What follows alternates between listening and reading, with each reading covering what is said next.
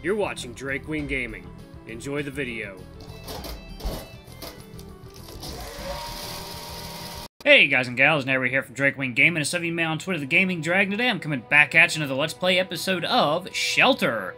So y'all, before we jump into it, just wanted to let y'all know that we've got our Patreon up now. For as little as $5, y'all can help support the channel and gain permanent access to our community Discord server, and get access to future upcoming Not Safe for Work videos. Anyway, y'all, let's go ahead and jump right back in. Alarm chain, you are up, and let's go.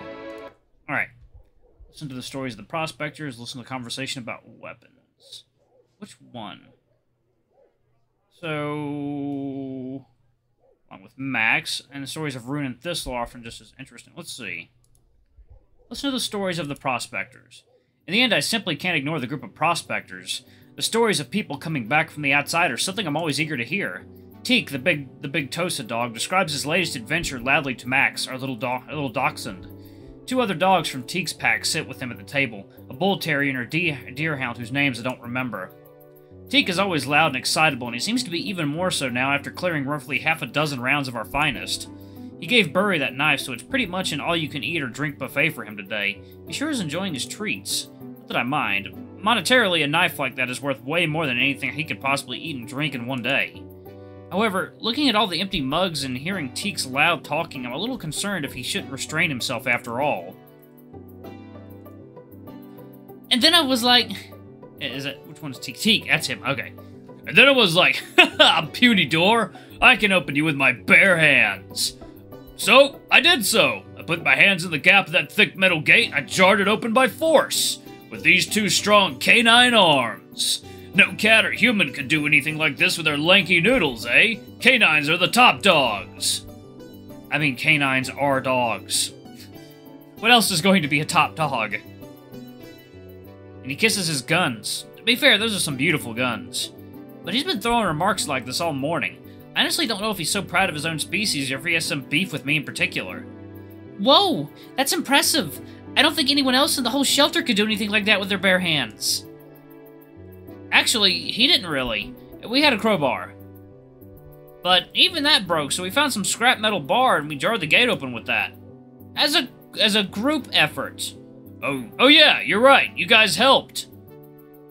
We did it together, as a pack. That's right.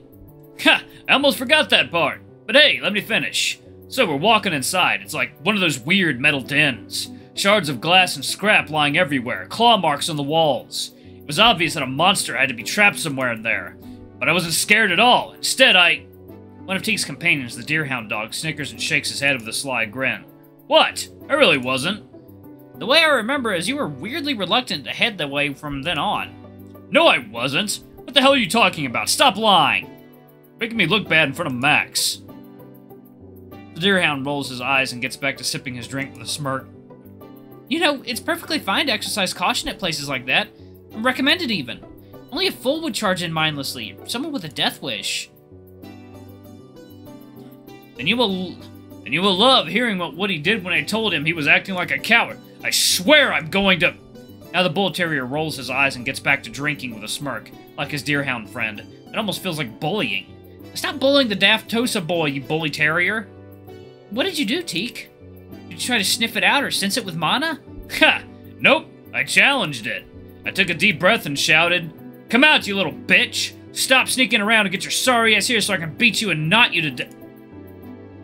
Beat you and knot you to death? What the fuck? Okay.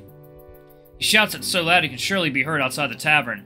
Teak is one of those people who completely stop minding their own volume settings as they get drunker. He did. Word to word that. He heckin' shouted so loud that he must have been heard a mile away. Hey, better if it comes to us than if we had to search for it. We had to get rid of any nuisances so we could salvage the relics inside, but the monster didn't come. Of course it didn't. If it was alone, it knew better than to approach a group. It must have escaped outside instead, with the knowledge of our presence. Listen, Teak, I know your sensing skills are geared towards close-range encounters, but that's why you have the other dogs in the team. I can't fight as well as you, but I have a decent nose, and I can sense monsters far enough to alert us in case of an ambush. Second, y'all. Water time.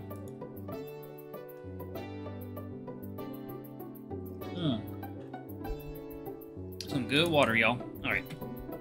If we can salvage some relics quietly without being noticed, we should do that. We don't gain much by throwing ourselves into unnecessary and unavoidable fights.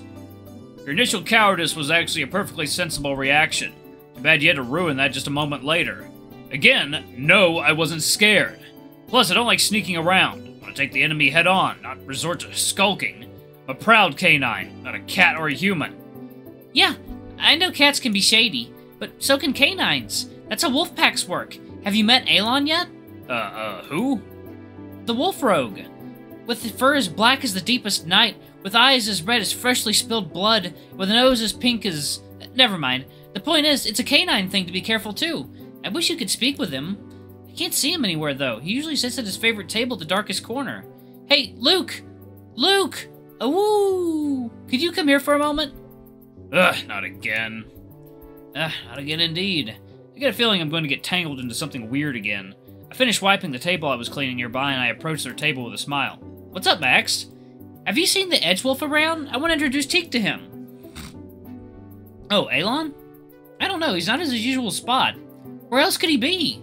I shrug. I really don't know. I can never notice when he comes or leaves. And even if he was around, I doubt he would want to chit-chat. He's not the talkative sort. He talks with you, though. Yeah, it's more like banter, but yeah. Curious why myself. It's okay, Max. I don't care about meeting that wolf. I doubt he could have anything of value to teach me. I'm not surprised that they get along so well. A lone wolf and a human? Two outsiders. Could very well be taking lessons from the human. Ha! Imagine that. Teak, Luke isn't an outsider. He's more of a denizen of shelter than any of us. I bet he would have a lot to teach you if only you two could get along together as well. After a moment of silence, Teak starts laughing like a hyena. I feel a hint of anger swelling in me. Why is he... Ha! Like what? If you take away his oh-so-special human eyes, there's not a single thing I would be inferior in.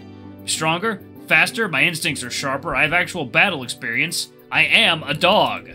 All the human is good for is skulking here, serving us drinks, appraising relics, and acting as everyone's pet. I can bet my sword that he's never even left shelter for a real excavation.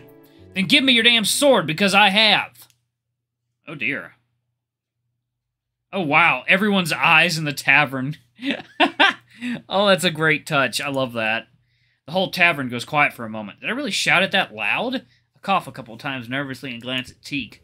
He looks surprised for a moment, but I can evidently see anger rising in his eyes as I challenged him. Is he gonna jump at me? Should I run away to room for protection? Guys, chill! Listen, Teak, if you really think that there's nothing that Luke could be better at than you, then how about you two have a friendly competition? Huh? Let him prove his worth, or let him prove that you were right all along. Whichever works. Just don't fight. Today's a special day. Let's keep it classy. Teak grabs his mug and starts chugging its contents down. So, competition and what? Empty mug hits the metal table with force, making everything else on the table jump slightly. Whatever the hell you want. I will beat you in anything you can possibly think of. There isn't a single competition a canine can lose against a human. Think as hard as you can. I will own you. Yep, I was totally right. Every time I get called for something that doesn't involve food or drinks, I get involved in something weird and pointless. Oh boy, the whole tavern is quiet, staring at me. They want to see our competition. They all wait for my decision. Thank you, water time.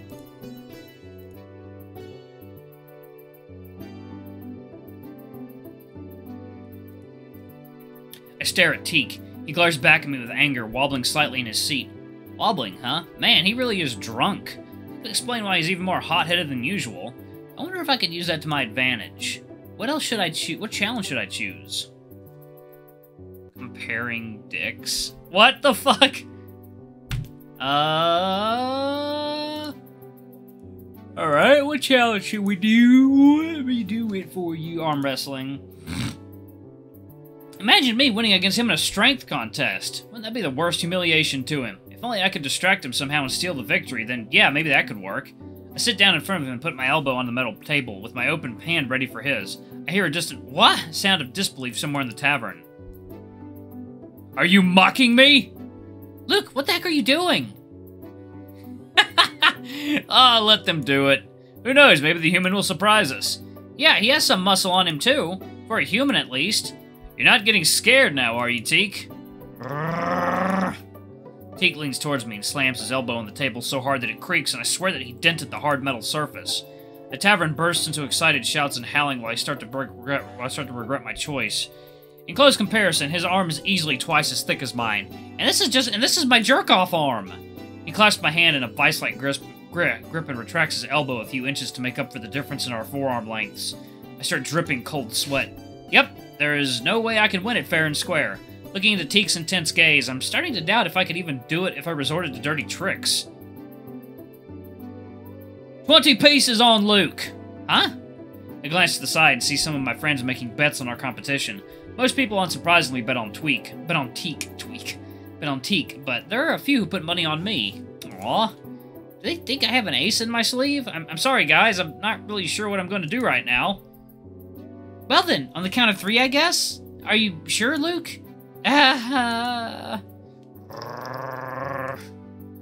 Okay, here we go. 3. My heart beats hard while Max counts down, and I stare into Teak's mad eyes as he squeezes my hand with his huge clawed one. If I'm to use a dirty trick, now is the time. Should I, though? Should I rub his crotch? Okay, sure. Now's my chance! I stretch one of my legs in front of me, and I search for Teak's crotch under the table. That will distract him. 2. I press my foot against the bulge in his pants, and I give it a rub up and down, while doing my best to keep my face straight. Teak looks at me with confusion and disbelief. 1! Man, he's packing. It's hard to tell a dog's dong size from just a sheath, but damn, that's quite a sizable sheath. I try to distract him, but I end up being flustered myself. I have to remember not to miss my moment to strike, which is... Go! Now, as soon as I hear Max's cue to start, I put all the strength I can muster into this one single push of my arm. I shout as I use all my strength against that gigantic canine arm, and... it doesn't budge! I look up and see Teak staring at me with festering anger. He clenches his hand on mine harder, so hard that it hurts. I keep pushing against his hand as much as I can, but that's not enough. Not even close. He keeps squeezing my hand. I can feel the bones in my palm bending and the pain becomes unbearable. I put my other hand on top of his and try to force it open, but I can't break his grip. Still clenching my hand, Teak stands up and raises his arm, dragging me off my bench and making me dangle in front of his face, a few inches from the floor. Teak, that's enough! You won! Oh god. I swing and punch his wrist once, twice, but he doesn't let go. In desperation, I throw a punch at his face, straight on his sensitive canine nose. The punch lands on the soft tissue, but he doesn't flinch. Instead, he grabs my other hand and lifts it up as well. The canine holds me like that for a while, like a defenseless puppy staring me down. He gives my arm one last painful squeeze and lets go of me. The big dog sits down, huffing with anger while I hold my sore arms to my chest. 1 more. He pushes his empty mug on the table towards me. I really wasn't even a challenge to him. That difference in strength. I sigh and grab the mug with my hand. As I walk away, I can hear Max reprimanding Teak and the big dog mumbling something inaudibly. Let's see, what happens if you play fair? Play fair. No, no dirty tricks. I have some people believing in me. I cannot... Just screen goes black. Second, y'all. Water time. Oh my god. Jesus Christ, did he put him through the table? Luke! When I eventually regain consciousness, I see Burry and Max standing over me, both with worried expressions. Luke, you okay? Can you hear me? My arm, it's not broken. I was worried for a moment. I'm glad. I'm sorry I didn't stop you two. I thought you had some sort of plan. What happened exactly? I assume I didn't win. No, it was kind of pathetic, honestly. He twisted your arm with such an impact that you flipped off your bench and hit your head on your metal table. There was a loud bonk and you flopped over like a rag doll. For a moment, I thought you were dead. What the heck were you thinking, Luke? I'm not sure myself. That wasn't my best idea.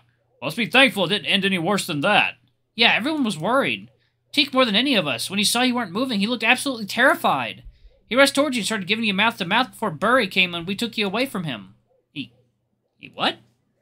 Yeah, poor boy. Yeah, poor boy. He felt really guilty. I've never seen him crying before. I don't deserve to be in a pack, he said. Huh? I should go talk to him. Cheer him up. I'll see you around, Luke. Again, sorry. I'll make it up to you somehow. And he walks away towards Teak's table. Teak looks gloomy and stares down at the table while his packmates try to cheer him up. Burry? Why can't we have a boring, eventful morning for once? I don't know, Luke. I don't know. I guess this is what we signed up for, huh? But hey, you wouldn't get killed that easily, right? Burry smiles and pats my head. When I wince in pain, Burry apologizes and pats my shoulder instead.